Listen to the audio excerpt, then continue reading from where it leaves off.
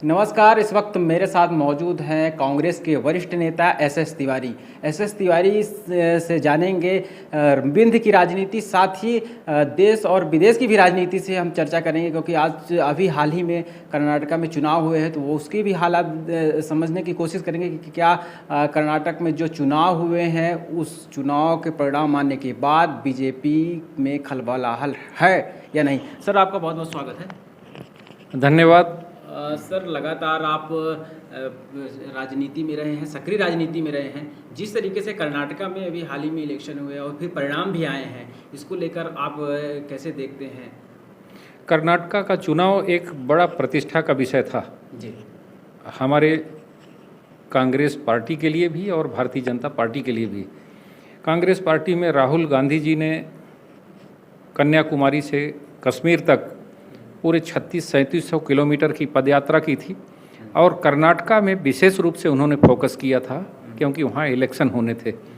और अभी चुनाव के दरमियान हमारे देश के प्रधानमंत्री नरेंद्र मोदी जी और देश के गृह मंत्री अमित शाह जी, उन्होंने भी एक प्रतिष्ठा का विषय बना लिया था और पूरे कर्नाटका में काफ़ी सभाएं की।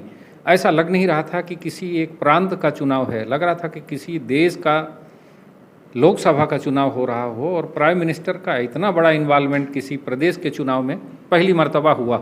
लेकिन इसके बाद भी जनता ने कांग्रेस को चुना और निश्चित तौर पर कांग्रेस की जो ये विजय है, इसको हम जो मध्य प्रदेश है, राजस्थान है और अपना छत्तीसगढ़ है, उसके विधानसभा चुनाव में इसका एकदम पॉजिटिव प्रभाव पड़ेगा और यहाँ भी कांग्रेस के लिए एक बड़ा लाभ का विषय होगा। और दूसरा, अपने देश में जो 24 में लोकसभा चुनाव होगा, उसमें भी कांग्रेस के लिए इसमें काफ़ी प्रभाव पड़ेगा। कैसे प्रभाव पड़ेगा? लगातार मुख्यमंत्री शिवराज सिंह चौहान लाडली लक्ष्मी बहन योजना, तमाम सारी योजनाएं चालू कर रही है। ऐसे में कांग्रेस अपने आप को कैसे जनता से जुड़ पाएगी और विजन क्या रहेगा कांग्रेस का? देखिए, लगभग 15-18 साल बीत जाने के बाद अभी 1000 रुपये देना और उसकी घोषणा करना और देना, ये एक लोभ और लालच का विषय है। अगर वास्तव में वो मध्य प्रदेश में महिलाओं के प्रति इतने सजग और जागरूक थे तो उनको इस कार्य को पहले करना चाहिए था। हमारे प्रदेश के अध्यक्ष, प्रदेश अध्यक्ष कांग्रेस के और पूर्व मुख्यमंत्री आदरणीय कमलनाथ जी, योजनाएं महत्वाकांक्षी योजनाएं हैं, इसी के आधार पर एक बड़ा प्रभाव पड़ेगा और पूरे प्रदेश में कांग्रेस की एक लहर वेब जैसी बनेगी।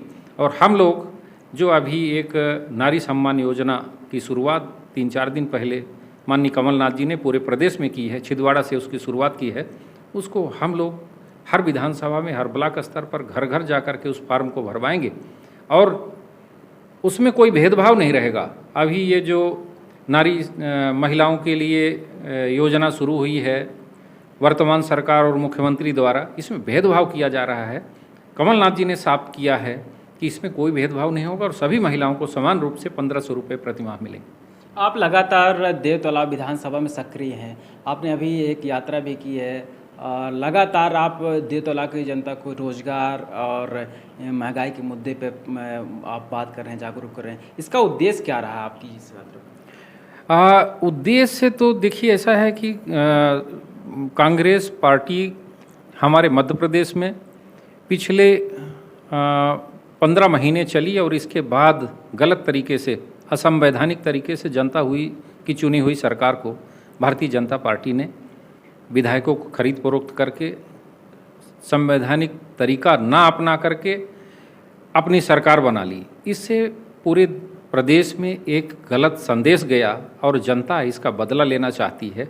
और हम लोग पूरे क्षेत्र में जाकर के लोगों को कांग्रेस के प्रति अवेयर कर रहे हैं, कांग्रेस से जुड़ने के लिए प्रेरित कर रहे हैं और उसके लिए लगातार जनसंपर्क कर रहे हैं।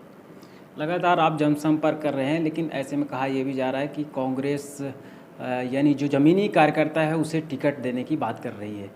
ऐसे में लगातार आपकी सक्रियता ये बरसाती है कि संभवतः अगर आपको टिकट कांग्रेस देती है तो आपका पहला विज़न क्या होगा वहाँ के लिए और आप इसे किस रूप में देखते हैं?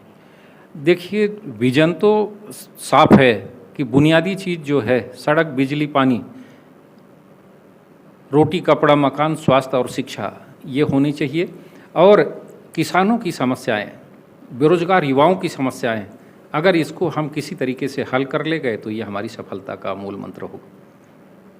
तो ये थे हमारे साथ कांग्रेस के वरिष्ठ नेता एसएस तिवारी जी। इन्होंने कहा कि कांग्रेस अगर टिकट देती है तो में बुनियादी जो यहाँ की सुविधाएं हैं, खासतौर से किसानों को लेकर के इन्होंने बात की है कि किसानों को उन्हें जो उनका समर्थन मूल्य है वो दिया जाएगा। साथ ही रोजगार को लेकर भी इन्होंने पहल करने की बात कही है।